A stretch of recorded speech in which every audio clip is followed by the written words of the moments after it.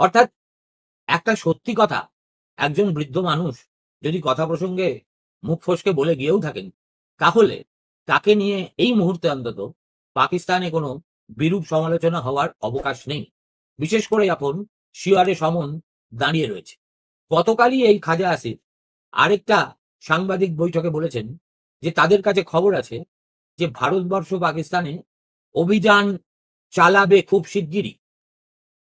এ কথা বলার পিছনে আসিফের উদ্দেশ্যটা কি সেটা পরিষ্কার নয়, কিন্তু ভারতবর্ষ তার মুখে কথা শোনার পরেই তার এক্স হ্যান্ডেলটি ব্লক করে দিয়েছে।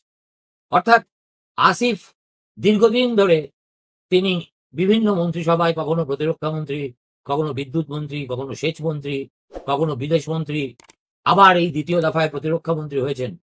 তিনি এই ধরনের কথা বলছেন কতটা ডোমেস্টিক কনজামশনের জন্য আর কতটা ভারতবর্ষকে চমকাতে, সেটা বোঝা একটু কঠিন।